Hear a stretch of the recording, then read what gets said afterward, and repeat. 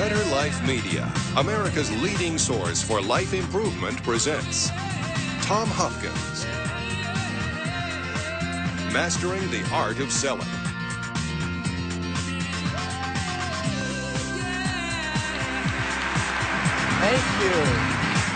Thank you. Well, most of you are business people, so let me start off by asking you a business question. I'd love you to yell out whatever comes to your mind. How's business? There you go. That was a test question. I'd love to teach you a great word as I start with you. Because, see, in business, there are days when things don't go the way you'd planned, right or wrong. How many of you had one of those days that everything went wrong? And then one of your friends says, well, how are you doing? And you can't say, I had the worst day of my life. So I'd love to teach you this great word. When anyone asks you how business is, get excited, and I'd love you to say, unbelievable, because that covers it either way, doesn't it? So let's start again. How's business? How are some of your clients? How's your in-laws? See, it really covers it either way, doesn't it? Well, I'm thrilled to be here. Whenever I get the chance to present my favorite subject, which is mastering the art of selling, I get real excited. And as was mentioned, I really believe that all of us, in a way, are in sales. We're selling people to do what we like them to do if they work for us. We're doing our best to convince people that we work with to let us be promoted. So we're all, in a way, in selling. I think a great parent is using what I'll teach you today to motivate their children to make decisions. I think a marriage is not an easy thing to keep if you don't learn some selling skills. So I think you'll be able to apply this to anything in your life, okay? So the first thing I want to talk about is mastering the art of selling. Now, I have a passion, and my passion is collecting fine art.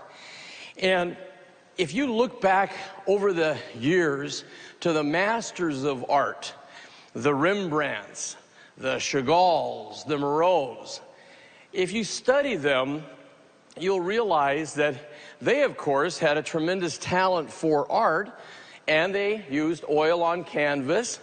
Well, in the profession of selling or motivating people to make buying decisions, the medium we use is not a canvas and not oil, but what we use are strategies, techniques, questioning skills, and when you paint the picture properly, the positive emotions of the buyer to say yes to your offering are created.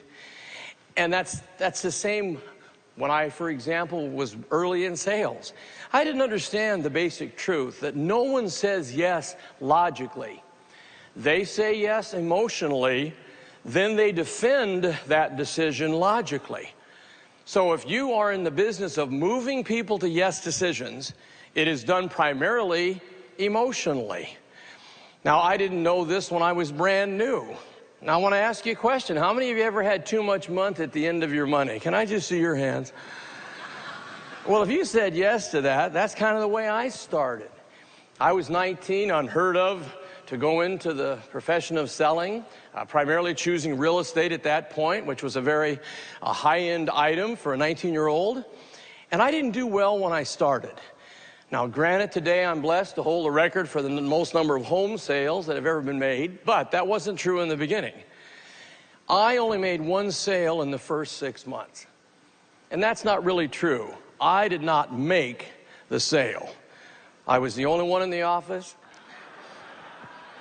A couple came in and the husband said, we saw a home with your sign on it and we want to buy it.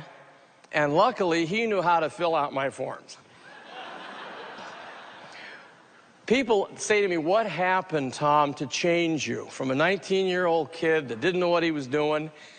I did what you folks are doing today. I did what you watching this program are doing. I invested in my education. I spent the last $150 I had to go to a seminar And the man teaching it, I can honestly say, all these years later, had a life-changing effect on my life. And that can happen to you when you go to a program with your mind open and you listen carefully, intently.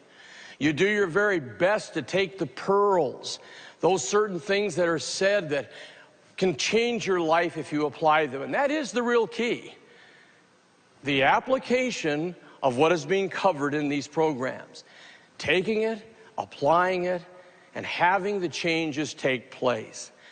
So I decided in putting this program together that I wanted to share with you some things about selling that most people don't talk about. See, because most people think the word selling and they go, well, they got to be great talkers. There's three things I think you have to have first. And I'll ask all of you here, how many of you believe in your product? Let me see your hands. How many of you believe that you yourself would buy it? Oh boy, you better. How many of you are enthusiastic about the profession of selling? Great. Now I want to start off by saying you got to believe in what you do. I've had people on talk shows say, Tom, I'm thinking of going into sales. Where can I make the most money?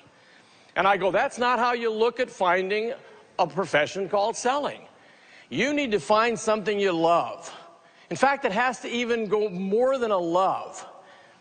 I think you have to have a passion for what you do. You have to be passionate, where you're so excited to help people get involved in your product, where you just love what you do. Now that they can't say no to. And never, ever forget this. People will say yes more to your belief, your conviction, than they will your technical skills. So the first key is you got to buy what you sell if you're going to have true integrity. I've had people say to me, Tom, I've read your books, I've heard your tapes, I bet you can sell anything. And I say, no, I couldn't. I could not sell something I did not totally believe was good for the consumer after they owned it. And that's the key to professionalism. You have to say, looking across that table, looking across that desk, I know these people are qualified, I know they will be happy, I know they will enjoy this wonderful opportunity I'm offering them. Your belief is absolutely critical. Most people that gravitate into the field of sales are good talkers. Oh, they can talk. Boy, can they talk. But I totally believe you have to start with three things first. The first thing you have to have before you start telling people what they should buy is you got to find the product that you so believe in that you're excited about. The second thing you need to do, number two, you need to find qualified people to sell, and then, of course, professionally sell those people you find. Those are the two steps. You got to find them people that are qualified, then have the skill to professionally lead them to the decision of saying yes. The third thing you need is you have to help people make decisions that are good for them. Now, you'll hear that again later on, because I want you not to miss the words good for them. That's where your strength comes from. I think you've got to look at a person and say, you're going to thank me in the years ahead, because what I'm doing for you is good for you. And that's where your strength comes from. So let's start on some of these questions. First of all, there's a basic truth that we all have to live by in the field of sales. And don't miss this now. If I say it, they tend to doubt it. If they say it, it's true. So the key is to take any statement of fact and see how you can turn it into a question. Now, I teach basically 40 questions. I'm going to give you the ones that I feel you can take right today, start applying in all areas of your life. Now, the first question is actually titled a tie down. A tie down. Now, the tie down is defined as a question at the end of a sentence that demands a yes response. In other words, it's a way of getting yeses, isn't it? That was one, wasn't it? I did it again, didn't I? You're catching on, aren't you? They're kind of fun, aren't they? You can make this a speech habit with practice, can't you? Because you do want to get more yeses, don't you? Now, I'd like all of you to now join me. I'm going to say a statement. I'd like you to add the tie down that's applicable and give me a nice nod. Ready? Investing in a quality product makes sense, doesn't it? Gosh, they've got to say yes to that. They won't say, oh no, we're looking for something that just breaks all the time. Haven't you got a real rotten product to talk to me about? No, they'll say yes to that. So that's the tie down. Now have fun with that. Don't overuse it though. See, some people go, boy, I love that, isn't it, doesn't it, wasn't it, couldn't it, wouldn't it, shouldn't it, can't you, won't you, don't you, I love that thing. But then they overuse it, and now you're getting pushy. Here's a general rule for you in sales. For every hour presentation, use no more than 2 tie downs in the presentation. That would be your maximum, or you're moving from giving them a good opportunity to say yes to getting pushy and controlling, and people don't want that today. All right? Our next question technique is one of my very favorites, and it's actually called the alternate of choice. Now, the alternate of choice, the definition is this. It's a question with 2 answers. Either answer they choose is a minor agreement leading towards the major decision. So you're always trying to give them 2 questions. 2 questions, you say. And of course, the key to this thing is they must know the answers. This is very important. And the answers must confirm the fact they're going ahead. Now, let me give you the best uses of it. It can be time you meet someone. See, if you say to many people in business, when can we get together? Now, you that are in sales, you're the last person they may want to meet. And they'll stall you. Oh, call me next week, call me next month. That's why you want to smile and just say this nice question to them. Just look at them and use their name. John, I'm available to meet with you today at 3, or would tomorrow at 9 be better? Now they can't say yes or no. Take a 3, take a 9. Either way, I'm going to meet with you. You can use them on location. Would you like to come to my facility, or should I visit you at your home? They can't say yes or no. Take a choice, home or office. They're wonderful.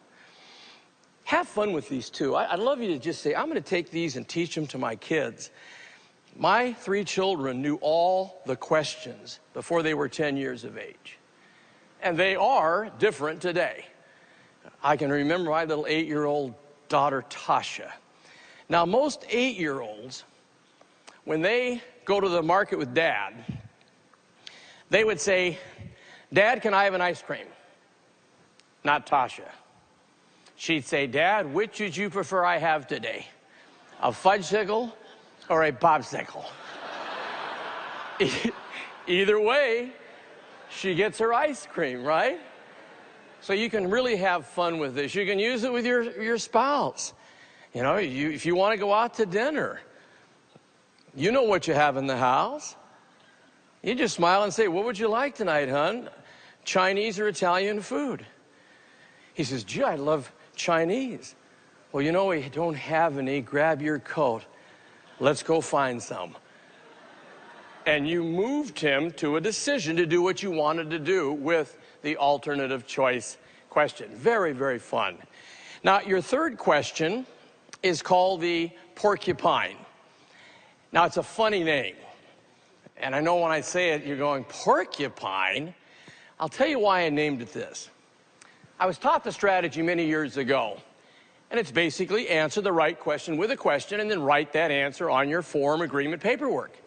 The challenge I had is I was nervous like most people in our business, and I would forget to do it. I mean, all of a sudden they'd say, how soon can we move into the home? And I'd go, well, there's 30-day possession, there's 60-day possession. So what I learned to do was answer it with a question. How soon can we take possession? John, what time schedule would best suit you? Now, when they answer that, I've, in essence, closed the transaction. And I called it the porcupine because I started saying, I won't forget it if I visualize they threw a live porcupine in my lap. Now, what would you do if I did? I threw a live porcupine right at, what would you do with it? You'd throw it back. That's what we do with the right questions. Let me throw some at you. Ready? Do you have one in blue? Would you like one in blue? Isn't that simple? Do you have a smaller size? Would you like a smaller size? And when they say yes, they bought. So simple. Gosh, I used to love it. I'd be showing a home I knew they'd love it, and all of a sudden the wife would go, now, Tom, will they leave that swing set in the back? I didn't say yes or no. I said, do you think the kids would enjoy it? Well, when she said yes, she just bought a swing set, what stays with it? The house. Of course. So it's a real fun technique. And again, you in sales, I see so many lost sales because people ask a question they would only ask because they want the product, and the people don't answer it with a question. They've lost that sale. So get sensitive to the porcupine, all right? Now, people ask me, Tom, why don't people purchase my product when they should? Well, there's 10 reasons that you should know, because there are 10 basic fears that the average human being has to invest money for benefits of a product. Now, you want to know these fears because you really want to work on them so that your presentation makes sure that you eliminate these 10 fears. Now, the very first fear I'm addressing to you that are in sales, and everybody knows it. They know what you do for a living. The first fear is they are afraid of you. Why? They're afraid to be sold. See, we are great consumers. We love to own things. But people today are afraid of being sold.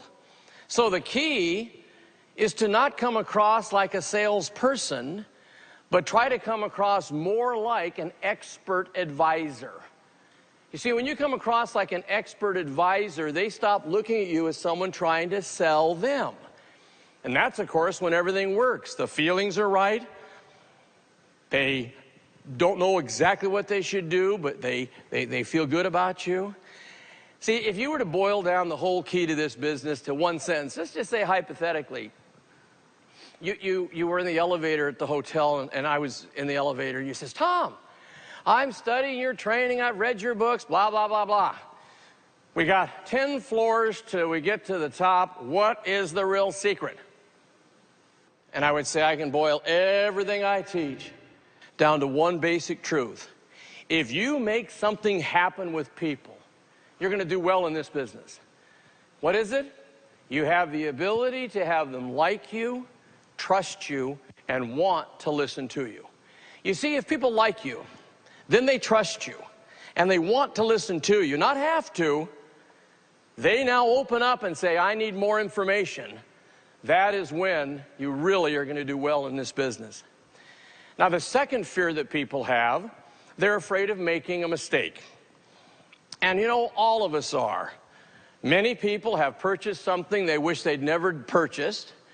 They were told something and it didn't work, the warranty wasn't good, and so they have this fear that, hey, I'm not making a mistake. That's why in any presentation, you must watch as we watch the presentation to make sure that any of those fears about making a mistake are covered in the presentation. Now, your third fear, they're afraid of being lied to. See, many times they've been told a lie in the past. Anyone over 30 years of age has purchased something where it didn't do what they said it was going to do, and they felt they were lied to. That is why it's so important that you are extremely honest and truthful.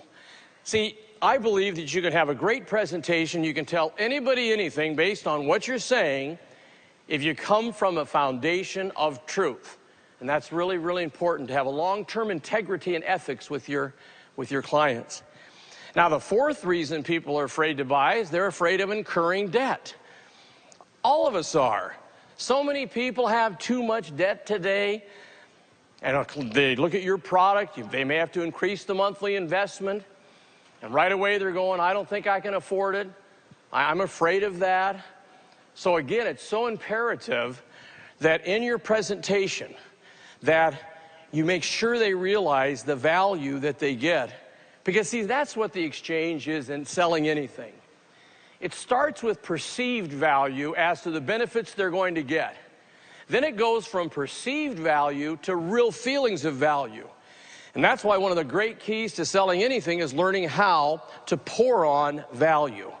Because if there's enough value, it diminishes the investment they're going to make. Fifth reason, this one takes a little explaining. How many of you that are in sales market your product primarily to two people, a husband and wife at the same time? Let me see your hands. Okay, quite a few of you. You've got to be careful here, because this next reason has to do with one of the couple at the table. Meaning, let's say that you're a real good friend of the husband, and he's made some mistakes. You're close enough to tell him, let's say you're in financial services, and looking at what they've done with their investment portfolio, they've made tremendous mistakes. Well, now here's the situation. All of a sudden, you are real blunt with John. John, what were you thinking? This is the stupidest thing I've ever seen. Well, all of a sudden, John feels his ego is threatened, and the next fear takes place. And that's the fear of losing face. To where he loses face in front of his wife because you talk down to him. That's why it's very important. Here's another concept. Make everybody at the table feel important. Never talk down to anybody. Never belittle anyone. It's amazing if you make everybody feel important, which is, again, is uplifting them, how they'll want to do business with you not only once, but for a lifetime. And that's when you really have done your job, when they want to be a lifetime client. My last year in sales, 96% of the people I met and got involved in our opportunities were referred to me by other happy people. And that only happens when you do a great job for them. When they know, wow, this person cares more about me than making a sale. And that's something you want to work on, that feeling. Now, there's a word for that. You've heard it during the program, and it's called the word empathy. See, empathy to me is the most important thing people have to feel you have for them. You have empathy for them. Empathy is putting yourself in their shoes. In fact, I have a poem. I love poetry. It's another thing I write. I love it. I have a poem that I think will really illustrate to you what this empathy thing's all about. Let me share it with you. When you walk down the road of life and come to that bridge, knowing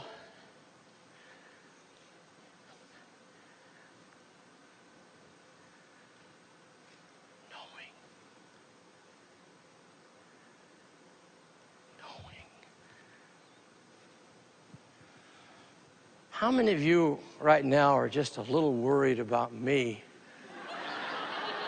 forgetting my poem? Anybody? How many of you had this feeling like, whoa, come on, Tom, don't forget the poem? See, if you had that feeling, that's empathy. Where you put yourself up here with me, with all that's going on here, and me forgetting the poem. You that felt that, I salute you. You've got empathy.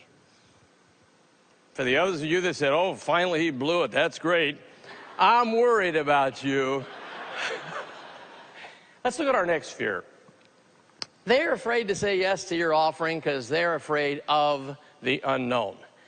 They've never heard of the product. They don't know what it's all about.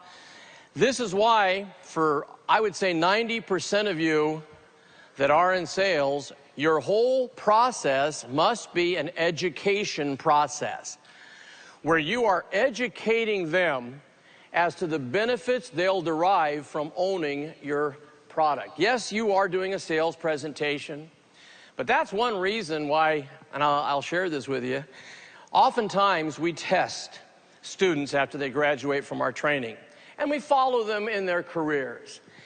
And the people that seem to do the best in sales come from either the nursing background or flight attendants. Now, I know that sounds hard to believe, but we've followed these people, and the reason is, I feel, is a nurse is a teacher. A flight attendant has to put up with some people that sometimes are very nasty. They'd have to learn how to handle the people in pain. And that's really what you do in the sales process. You're having people who might feel a pain that you can solve with your product or service, and you've got to educate them and lead them in to feelings of ownership. Your next fear is because of a bad past experience. See, they had a bad past experience. They said yes to something, and gosh, I wish they had never seen it. And right away, you sound like that last person. And they go, we had that happen once before. Now, you'll also find another truth. You that work with people over 50, as they look into their golden years, they are reluctant to take risks like they did when they were younger. So you really have to make them secure with your presentation to where they feel, boy, this is really going to be good for me. And that's why, again, they'll have bad past experience memories if you don't handle them properly in your presentation. Now, number 8 is important. Their fears can be based on prejudice, meaning someone prejudiced them. I had this happen in my career. It was the only time it ever happened once in all the years I was in business and sales. I had a couple who was definitely qualified, but after 2 years of working with them, I could never close a transaction, and the reason was they had been prejudiced. Now, prejudiced by number 9. Their fears were based on a third party. Their parents said they shouldn't do it. Their grandparents said they shouldn't do it. And so they'd been prejudiced by a third party, and because of that, that fear of making the mistake, the fear of all the things we've talked about, overwhelmed them, and they could not go ahead. Now, your last fear is an interesting fear. It's a fear because of the words you say. Now, when I first started with you, I mentioned comparing selling to an art form and the great masters using oil and canvas, and we use words with people. And every word you say has one of two effects on people. Either it's a positive effect or it's a negative effect. And I'm going to really ask all of you that are participating to not use these 8 words, because I totally believe a person can be this close to saying yes or this close to saying no. And all of a sudden they hear one of these words and the fear overwhelms them. Now, the first word you don't want to ever say to them when you're telling them how much the product or service is the words cost or price. See, because as soon as you say the cost is, the price is, their first reaction is, it's too much, or we should shop around for a lower price. Now, that's what cost or price triggers. John, the price of this vehicle is $28,500.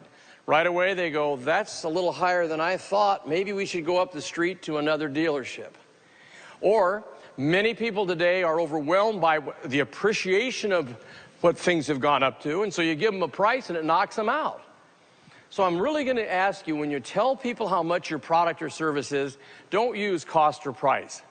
Share with them the total investment or the total amount. Now, the next word is a real fear producer. And I know many of you maybe, when you're asking them to invest, say, well, now let me just go over the down payment. Now, as soon as they hear down payment, the first thing they think is, gosh, I didn't want to come up with the money right now. Because, see, down payment means write the check. And they go, we're not doing that. We're only looking today. We're shopping. We're not buying today. So I'd love you, instead of down payment, to say the initial investment or the initial amount. Those do not create the fear that down payment creates.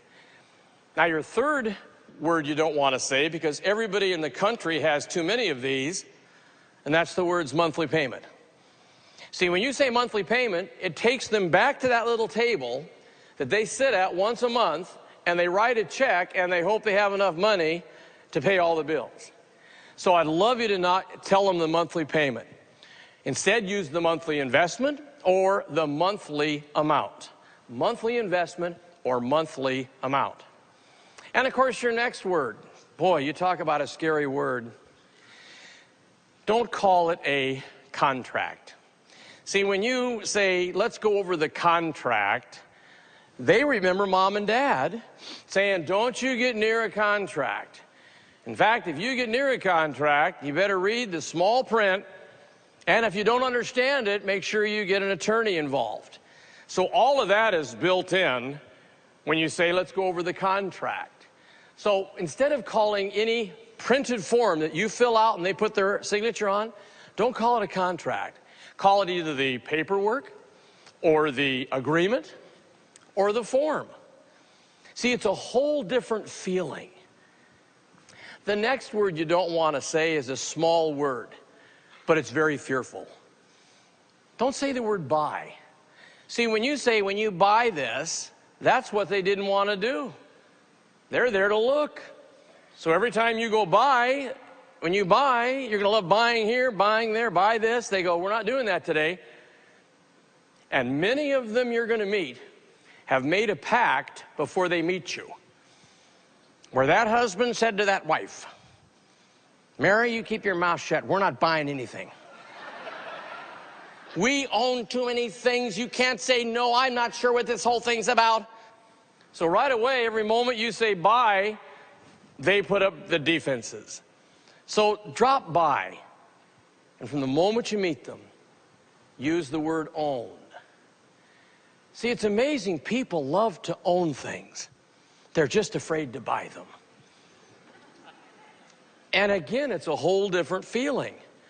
It's amazing. Instead of saying, you know, when you buy in this neighborhood versus when you own the pride of ownership that people do that live here. And it's a whole different feeling. And we are, again, helping people emotionally say yes. Then the next two words, they're the same in essence, but the next two words are very scary words. They are sell or sold. See, when you say to someone, when I sell you this, right away they go, you're not doing that. We decided we're not buying, you're not selling it. Or some people go, you know, we sold your friends. And they go, yeah, you pushed them into it. You're not doing that to me. So try to drop from your entire vocabulary the words sell or sold. You use the terms get them involved. Get them involved. Or help them acquire. We've helped so many companies acquire this business machine. We get so many families involved in this area. It's amazing. They'll let you get them involved. They'll let you help them acquire it. They just don't want you to sell them. And again, it's a whole different feeling, all right? The next word's a word I really dislike. And when I hear it, I want to grab the person and say, you know, if I were your client and you said that word to me, I would be on my way out because I don't want to get involved in one of those. And the next word you don't want to say is the word deal. See, so many people have gotten into a bad deal that they were told was a good deal. So you, of course, say, this is a good deal, and they go back to the past and go, we had one of those. No, thank you very much. We're not getting involved in another deal. Especially people over 50. They hear the word deal, and they go back 10 years ago when they lost all they had in savings because someone said it was a good deal, and it wasn't. So instead of the word deal, whenever you're talking about how great this opportunity is, you use that word. Either opportunity or transaction. John, I think you're going to agree this is an excellent opportunity for you. I think it's a transaction you're really going to be happy about. Now, in business-to-business sales, this is wonderful. Because oftentimes your decision maker is not the president or the CEO of a company, and when they hear the word deal, they get skeptical. But when you say to them, this will be a transaction that all of your company will be thrilled with, it doesn't create that fear of a bad deal. Now, you're doing everything right, and you're moving right along. You've filled out your paperwork. You've done everything, and it's now time for you to go for the signature. And you ask them to sign it. Don't ask people to sign anything. What if mom and dad said, don't you sign anything?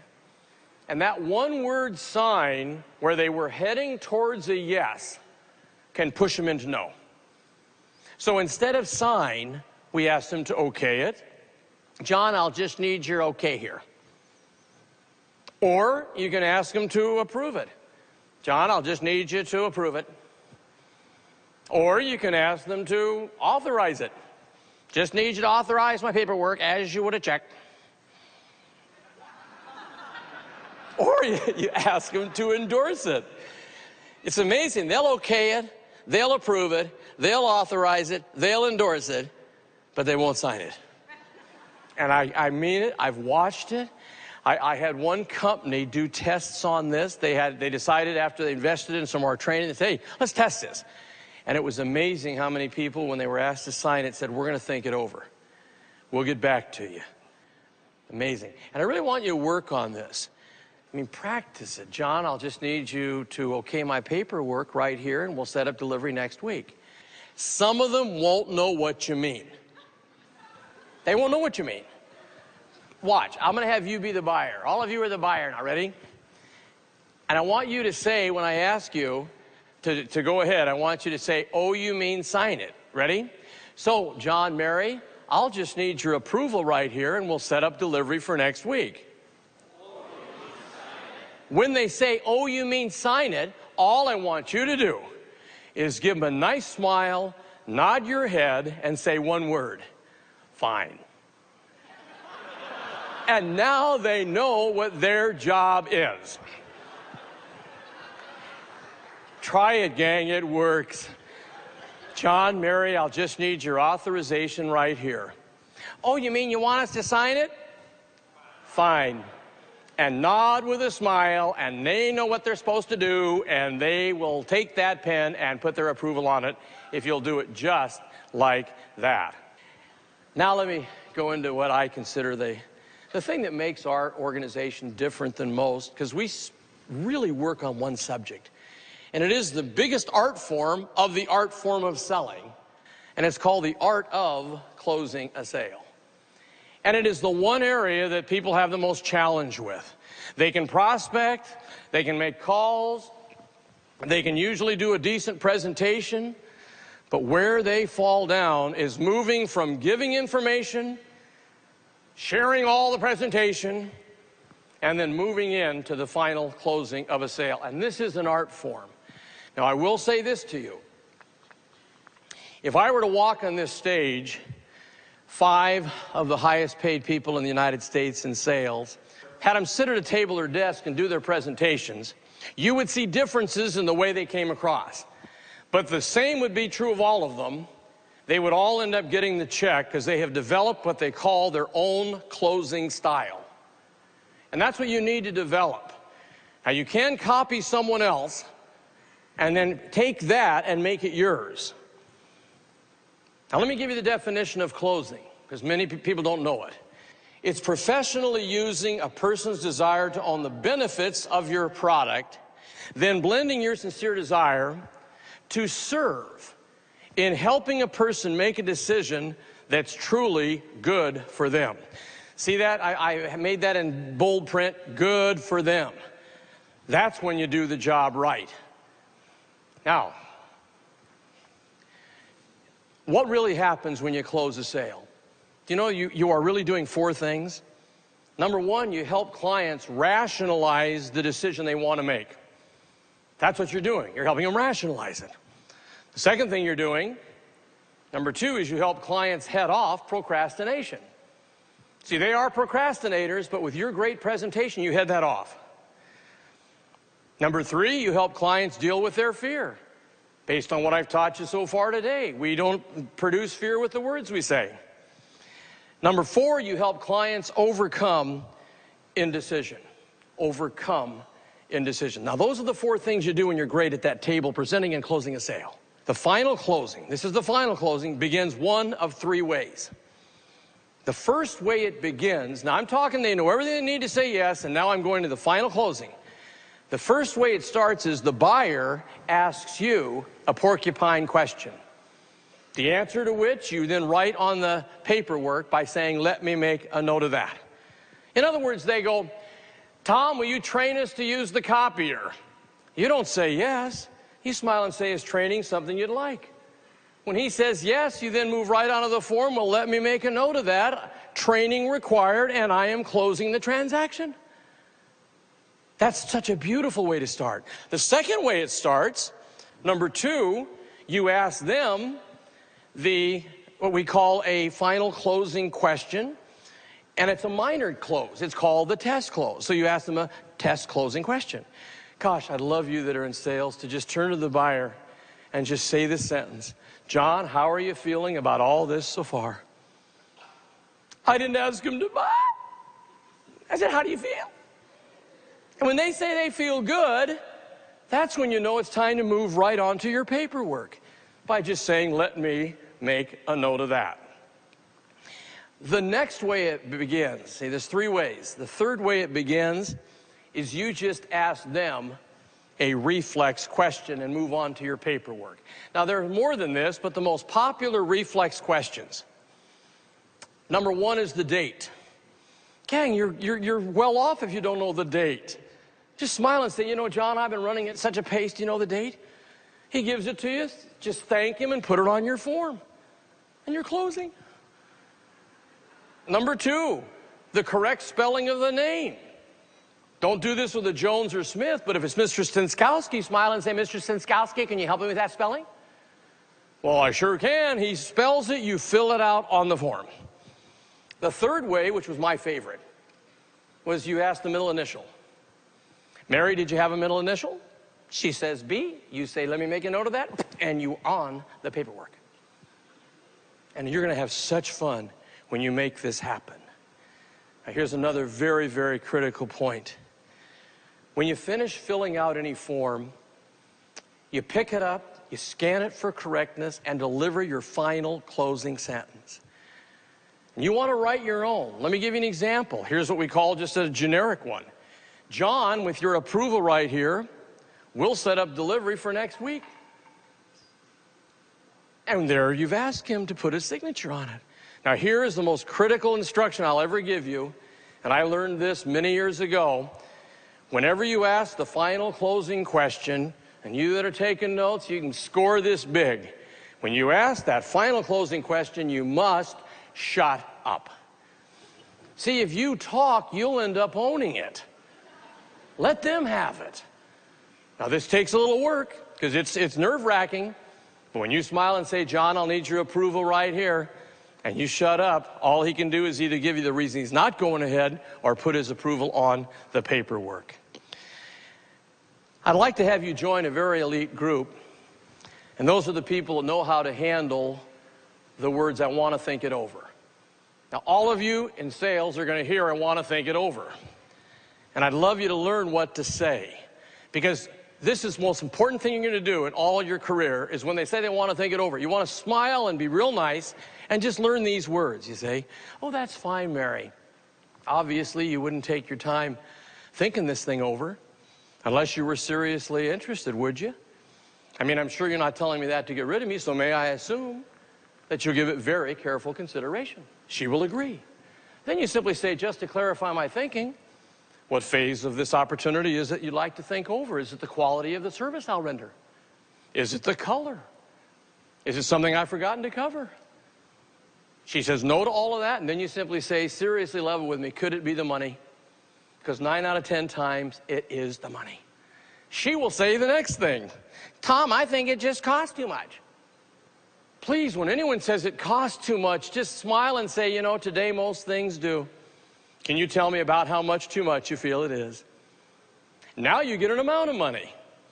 Then you move to the next strategy, which is called the reduction to the ridiculous, where you take an amount of money, find out how many years they're going to enjoy the product, get it to an annual amount, then go to a monthly, then to a weekly, then to a daily. See, a home that's only 25 cents a day too much is easy to accept rather than a home that's $3,000 more than they want to pay. And that reduction of the ridiculous is a fabulous technique, all right? The last thing I want to share with you is this. You got to learn to psych up every day in business. No athlete walks on the court of the field without getting some adrenaline pumping. So I'm going to ask you to learn how to psych up, and I'd love you to start tomorrow morning by saying this with enthusiasm 3 times in the morning. Today, I will win. Why? I'll tell you why. Because I got faith, courage, and enthusiasm. Let me hear you do that. Today, I will win.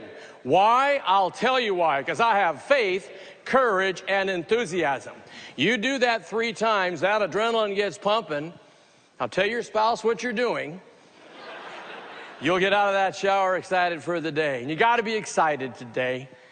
I've so enjoyed presenting this and so hope you'll take the ideas, apply them tomorrow. Have a greater income.